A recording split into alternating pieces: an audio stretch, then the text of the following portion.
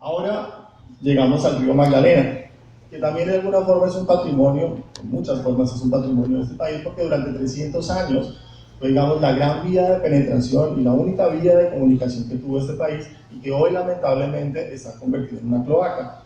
Ahora, todavía salen peces, que es increíble, a pesar de todo el palo que le hemos dado, y ese también es un llamado de atención a ese patrimonio natural que hace parte de todo el patrimonio que tiene Colombia y que a veces lo termina invisibilizado y que a veces también nos deja sorpresas como esta. ¿Saben ese lugar qué es? Claro. Pues Mompox pues una población que a raíz de la fundación de Santa Fe de Bogotá termina convirtiéndose en una parada necesaria, porque cuando se subía por el, o se bajaba por el río Magdalena, se subía por el río Magdalena, esta era una parada en la mitad, pues más o menos como un tercio de camino, antes de llegar a Bogotá. Mompox es un pueblo que pues, está en una isla, que es la isla más grande que tiene Colombia, que eso también muy poca gente lo sabe, que es la isla Margarita, del siglo XIX. Hay un cambio en la corriente del río y ese sitio deja de ser transitado por los barcos y empiezan a pasar por el otro lado de los brazos, y Mompox básicamente se queda casi que detenido en el tiempo con un mercado que a mí siempre me gusta contar esta historia porque no necesariamente siempre los expertos tienen la razón. ¿Alguien sabe por qué ese mercado está abandonado? Eso me va a caer un rayo ahorita mismo al Ministerio de Cultura, pero no me importa contarlo, porque siempre hay que aprender a ser autocrítico.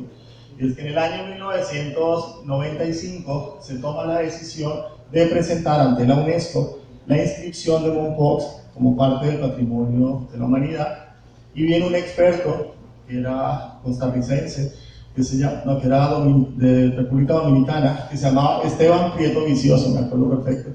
Y ese señor camina por Mompox y dice que el mercado le parece horroroso. Así que el mercado es una fuente de contaminación, que los vendedores ambulantes estaban fuera de control, que este sitio debería desaparecer del centro de la ciudad. Llevaba ahí ya 100 años y los montosinos juiciosamente aceptaron esa solicitud que se les hizo por parte de la UNESCO directamente, y desde entonces, es decir, hace 20 años, ese mercado está completamente abandonado. Ahora, en esa época, debo confesar, no teníamos la sensibilidad para apreciar el patrimonio inmaterial, hablar de la comida como patrimonio era todavía ciencia ficción. Todas estas manifestaciones no teníamos la capacidad de valorarlas y le hicimos caso. Yo debo confesar también que cuando llegué la primera vez a Mompox, llegué en chalupa, me bajé justo frente a ese mercado y lo que más me gustaba era comerme un queso de capa o tomarme un jugo o unos caballitos. Toda la oferta gastronómica estaba en ese mercado, y justamente por hacerle caso a los expertos de otra parte, hoy tenemos un problema que ya lleva 20 años. Entonces, la segunda invitación es que tampoco crean única y estrictamente lo que dicen los expertos. A ustedes siempre tendrán un criterio que es importante y siempre tienen que dejarlo en claro, ¿vale? Incluido yo. O sea, si les parece que no están de acuerdo con lo que yo estoy diciendo, pues también llévenme la contraria, pero siempre el criterio de ustedes es importante porque ustedes son los que viven en el sitio. ¿Sí? Yo puedo llegar y decirles, yo creo que el centro de Barranquilla le deberían hacer esto y lo otro. Pues veremos, ustedes me tendrán que decir si están o no de acuerdo, porque son los que lo deben defender. O sea, que no coman cuentos siempre de expertos que lleguen así sea de la UNESCO. Eso ya ha cambiado un poco, lo que pasa es que no tengo la foto actualizada, porque ya el Ministerio de Cultura sí restauró la plaza, esta es la Plaza de la Concepción, pero el mercado, como les digo, sigue completamente desocupado. Hay otras maravillas que tiene Mompox, como esta iglesia, ¿la conocen? ¿Y quién era Santa Bárbara?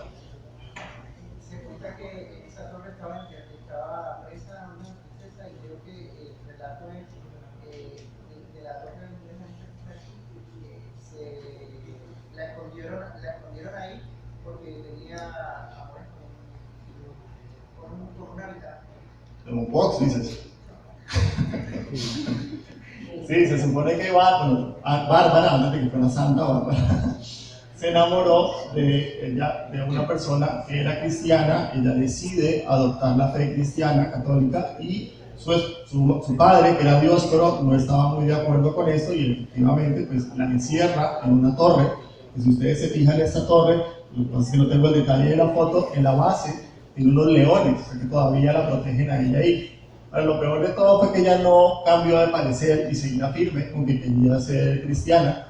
Entonces el papá se puso un poco más rudo y decidió cortarle la cabeza. Entonces, en el instante en que le corta la cabeza, a este hombre lo mata un rayo. Entonces Santa Bárbara, en el caso de una tormenta, suele invocarse para protegerlo a uno de los rayos. Entonces, generalmente las iglesias de Santa Bárbara se caracterizan pues, por tener una torre en homenaje a esa mujer que había sido pues, confinada a vivir en una torre. En Mompox también, pues, una de las características son las ventanas, que a diferencia de Cartagena se hacen en hierro. ¿Por qué? Porque acá no hay salitre. Es uno de el arte que se conserva por tradición en los pueblos. Pero también porque no queda frente al mar, o sea que la salinidad no se las come.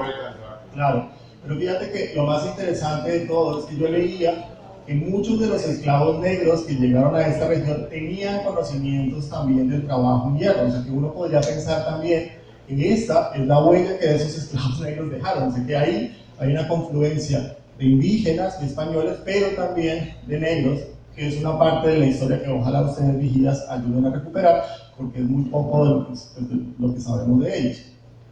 No es completamente recta, o sea que es una ciudad que de alguna forma adopta la forma sinuosa del río, y como ustedes lo mencionaban, pues efectivamente tiene una tradición muy fuerte de orfebrería, y eso también deja en claro la terquedad con la que ciertos oficios se mantienen en el tiempo.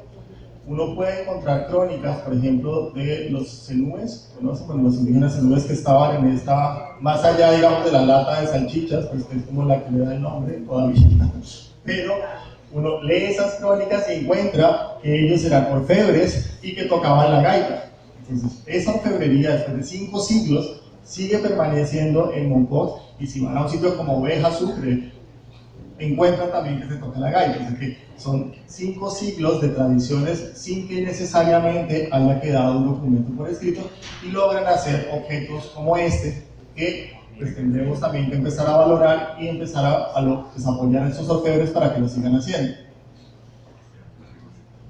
Tiene un cementerio también muy impresionante, que es considerado como uno de los primeros cementerios que se hacen en la Nueva Granada. Es un cementerio de 1805. Se supone que Mutis decide construir ese cementerio, que no es exactamente este, pues, pero sí el lugar donde se levantó. Y esto sobre el río Magdalena. Pues esto es Honda, y es una calle que se llama la calle de las Trampas.